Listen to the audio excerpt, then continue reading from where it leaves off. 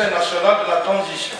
Je voudrais commencer mon propos par un agréable devoir, celui de vous remercier pour la possibilité qui m'est faite d'apporter la contribution du gouvernement à cet important processus de débat d'orientation constitutionnelle.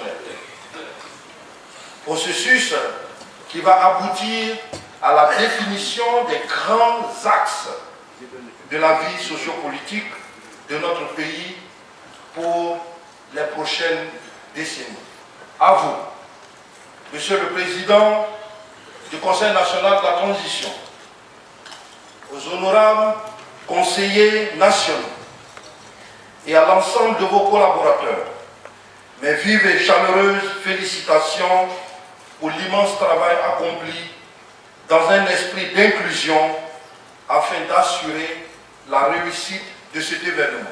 Monsieur le Président, après le symposium constitutionnel organisé par votre institution les 21 et 22 février 2023, cette autre étape est un acte fort qui va permettre à l'ensemble des composantes de notre nation de participer activement à l'élaboration de notre future constitution. En tant que sages, nous donnerons les conseils appropriés pour que plus jamais on retombe dans une autre transition.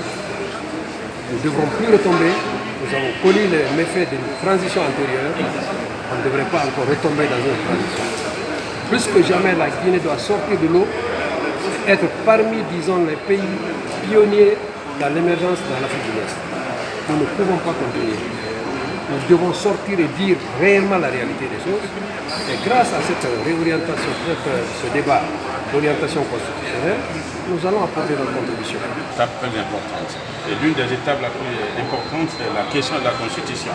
C'est-à-dire tout ce qui se dit aujourd'hui, c'est le vrai débat, le vrai dialogue, c'est en ce moment, parce que c'est ce qui va déterminer qui sera électeur, qui sera éligible. Et c'est ce qui va nous dire quel changement qu'on a apporté. Parce que le 5 septembre, on a demandé une transformation. Et si aujourd'hui, nous ne sommes pas capables de faire une constitution qui justifie ce coup d'État, ça veut dire qu'on n'a absolument rien fait. Tous ces débats qu'on a connus, ces crises qu'on a connues, sont des questions importantes liées au président, au rôle du président, limitation de son nombre de mandats, l'âge du président qui doit être éligible, et comment on va organiser les régions, et comment nous allons organiser les partis politiques, les élections. Donc tout cela sera dans la nouvelle constitution. Au lieu donc de partir à l'étranger, se promener, faire des séminaires par-ci par-là, c'est ici on doit être pour faire le vrai débat. Et qu'au lieu de passer son temps à faire des discours avec des religieux pour faire un plaidoyer, pour qu'on libère sur des questions judiciaires dont la solution appartient aux juges, les hommes politiques, c'est leur présence ici au Parlement pour dire qu'est-ce qui doit être dans la nouvelle constitution.